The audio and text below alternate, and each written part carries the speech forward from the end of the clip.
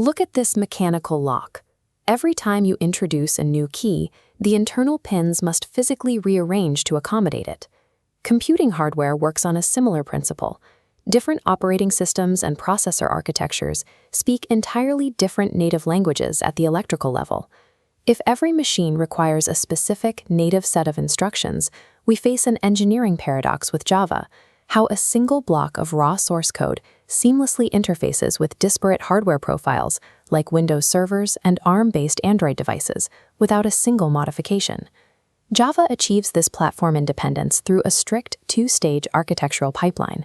The first stage is compile time development. This occurs on the programmer's machine, where raw code is structurally prepared for the journey. The second stage is runtime execution.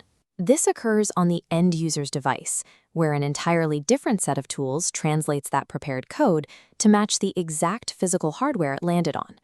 Understanding how a Java application actually runs requires mapping the precise boundaries and responsibilities of the three components governing this pipeline: the JDK, the JRE, and the JVM. We will trace the lifecycle of a single application from raw text through this sequence of environments, ending at native machine instruction. The Java ecosystem operates as a separation of concerns, decoupling the act of writing code from the physical reality of executing it on hardware. The lifecycle begins with a developer writing raw, human-readable instructions saved as a .java file. This diagram illustrates the JDK, or Java Development Kit. This is the exclusive toolkit required for the initial development phase, and its central component is the Java compiler, known as Javic. Unlike C or C++, where a compiler translates source code directly into the specific binary code of the target operating system, the Java compiler takes a different approach.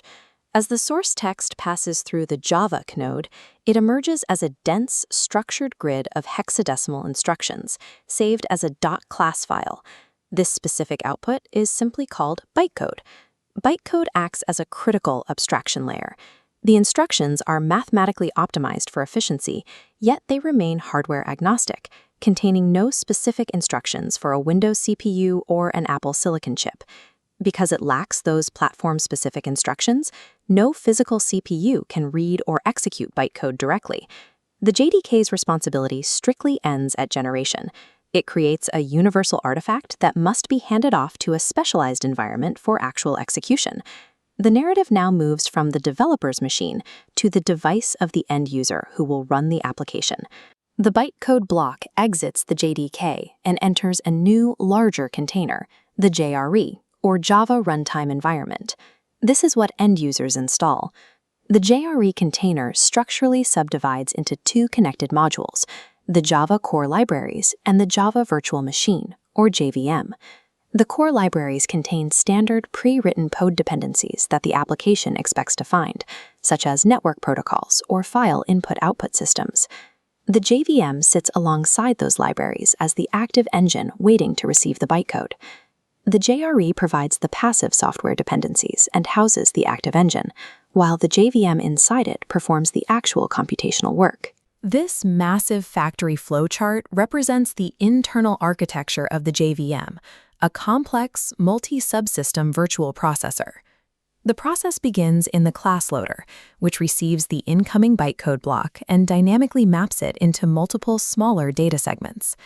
The class loader locates the required .class files, links them together, and initializes them directly into the system's RAM. The data stream then routes through the bytecode verifier, where the code is scanned line by line. The verifier checks the mathematical structure of the bytecode to ensure the stream violates no memory access rules or security constraints of the host machine. This protects the system from the risks found in languages that allow direct memory manipulation, such as C with its use of pointers. Java prevents such corruption at the virtual machine level. The class loader and verifier serve as an essential structural firewall, ensuring the universal bytecode is safe to execute on the specific host machine. Once verified, the bytecode flows into the memory area sector, subdividing into the heap and stack. The stack handles immediate execution frames, vertically aligning local variables and currently running methods. The heap provides dynamic memory allocation, instantiating complex objects and broad data as needed. Allocating data dynamically carries the risk of memory leaks if objects are not deleted when no longer required. The JVM manages this through the garbage collector, a background process that sweeps the heap and dissolves unlinked data. This process reclaims memory autonomously, removing the need for the developer to write manual memory deletion commands. This memory architecture shields developers from operating system-specific allocation risks, providing a stable, unified virtual environment regardless of the physical hardware. Loading, verifying, and structuring memory sets the stage for the final translation phase. The prepared data now flows into the central node of the JVM, the execution engine. The execution engine reads the bytecode line by line. It translates the abstract hexadecimal grid into a continuous stream of raw binary zeros and ones. The binary output from the execution engine represents exact electrical pulses sent directly into the copper pathways of the host CPU. Modern JVMs optimize this process dynamically, identifying heavily used code paths and converting them into native machine code to maximize hardware speed. The execution engine is the point where platform-agnostic logic transforms into physical hardware execution. Pulling back, the entire pipeline from source code to JDK, bytecode, JRE, JVM, and machine code forms a functional matrix. First, the JDK handles development and compiles bytecode. Second, the JRE provides the environment and standard libraries. Third, the JVM handles execution, translation, and memory. This sequence resolves the initial paradox of how a single file runs on any hardware. While the compiler's bytecode artifact is universal, the JVM that ingests it is strictly platform-specific. A Windows machine requires a Windows JVM, just as a Linux server requires a Linux JVM. These specific virtual machines act as dedicated local translators. Java achieves platform independence through a standardized intermediate format, executed by highly specialized, platform-specific virtual machines. To execute any software program successfully, you must first translate abstract human logic into raw physical hardware instructions. Traditionally compiled languages like C++ output machine code tailored directly to a specific host operating system and CPU architecture. Java takes a different approach. If you drop a compiled Java file onto a bare operating system, the execution fails. That failure happens because Java compilers do not output OS-specific instructions. Rather than interacting with the OS directly, generic .class files are intercepted by the Java virtual machine. This creates a strict boundary between development and runtime. The JVM is a multi-stage engine, processing code through 3 phases: class loading, memory management, and execution. True platform independence is only possible because the JVM actively translates generic bytecode into hardware-specific machine code at runtime. Before execution begins, the Java compiler within the Java development kit has already processed human-readable source code into compiled .class files. These files contain bytecode, a universal intermediate format that is completely ignorant of the physical hardware it will run on. At this point, execution shifts into the Java runtime environment. This data flow diagram illustrates the first subsystem to handle the bytecode, the class loader. Java uses a dynamic loading paradigm. The JVM does not load the entire application into memory when it starts up. Instead of static loading, the class loader only pulls in .class files exactly when a running program references a specific class. During its location phase, the class loader searches for the required bytecode files across local file systems or network sources. Once located, it enters the initialization phase, allocating static variables before handing the class off to the next stage. Dynamic class loading decouples a Java application from rigid pre-compiled hardware dependencies, optimizing memory usage on the fly. Pulling unverified binary data from external sources poses a severe security risk to the underlying host operating system. As this diagram shows, the JVM uses the bytecode verifier as an uncompromising gatekeeper, scanning the incoming bytecode line by line.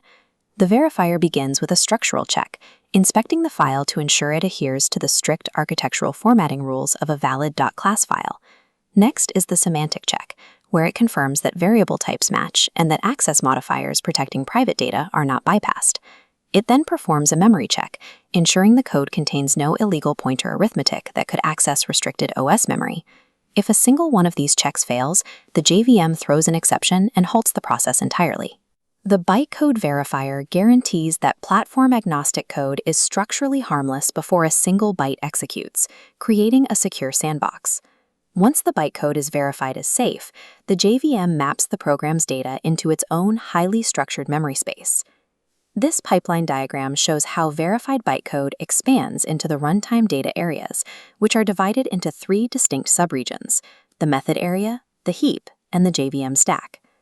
The method area serves as permanent storage for the primary class structures, method data, and static variables. The heap is the expansive runtime region where all dynamic object instances and arrays are allocated during execution. The JVM stack provides localized memory where individual threads store temporary variables and partial execution results. As this visualization demonstrates, continuous object instantiation quickly consumes available space in the heap, generating intense memory pressure. To prevent fatal out-of-memory crashes, the JVM relies on the garbage collector. This diagram shows the garbage collector operating as an automated background daemon, sweeping through the heap, identifying and dissolving specific data blocks.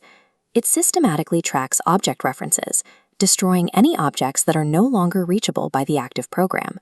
Integrating automated garbage collection directly into the JVM architecture shifts the burden of memory safety from the programmer to the runtime environment.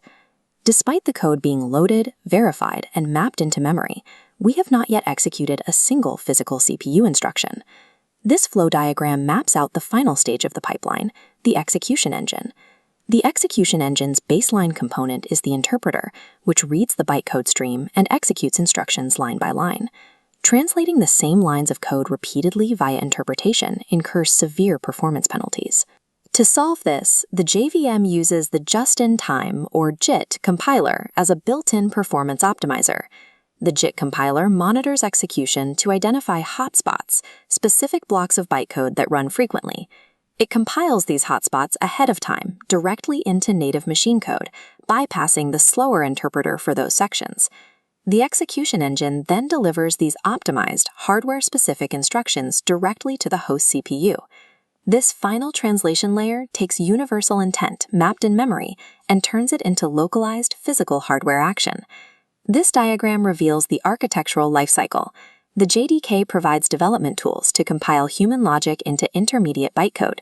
The JRE packages standard libraries and the runtime environment to host the application. Inside, the JVM acts as the active engine, managing loading, memory, and native translation. The Java paradigm is often summarized as write once, run anywhere. That platform independence relies on rigorous architectural decoupling. Java standardizes the compiled format globally, while relying on localized hardware-specific JVMs to manage the final complex step of execution.